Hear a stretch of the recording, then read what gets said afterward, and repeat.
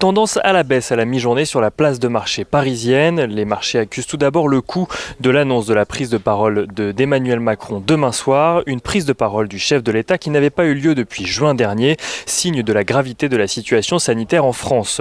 Cette prise de parole qui intervient quelques jours après celle du Premier ministre qui confirmait lundi que la France se trouvait face à une deuxième vague forte et qui n'excluait pas de reconfinements locaux, laisse place aux spéculations et aux inquiétudes.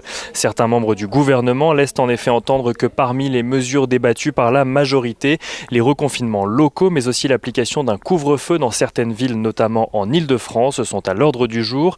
Des mesures qui auraient un effet dévastateur pour une partie de l'économie française. Emmanuel Macron doit d'ailleurs tenir un conseil de défense aujourd'hui mais assure pour le moment que son gouvernement veut à tout prix éviter un nouveau confinement généralisé. Dans ce contexte, les investisseurs parisiens sont prudents, d'autant plus que l'actualité des marchés se jouera cet après-midi avec l'ouverture de la saison des résultats et les publications trimestrielles de JP Morgan Chase, Citigroup ou encore Johnson & Johnson. Johnson & Johnson qui fait actuellement face à une maladie inexpliquée de l'un de ses patients test dans le cadre de son expérimentation de vaccin contre le coronavirus. Le laboratoire annonce avoir suspendu ses essais cliniques pour le moment.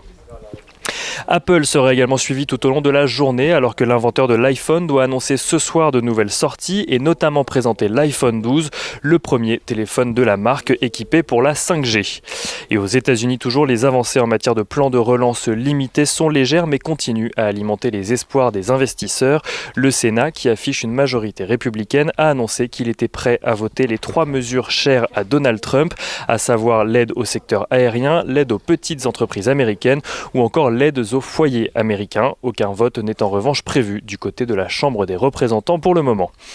En Chine, à présent, les espoirs de voir Xi Jinping annoncer de nouvelles mesures favorisant l'ouverture de l'économie chinoise aux investisseurs étrangers ont permis aux places de marché chinoises de voir leur capitalisation boursière dépasser les 10 000 milliards de dollars hier, une première depuis 2015. Les marchés chinois qui clôturaient à l'équilibre ce matin. Et en Chine, toujours, les exportations grimpent de près de 10% sur un an en septembre, soit au niveau attendu par les économistes. Les importations s'envolent en revanche, attendues en hausse de 0,4%. Elles grimpent d'un peu plus de 13%.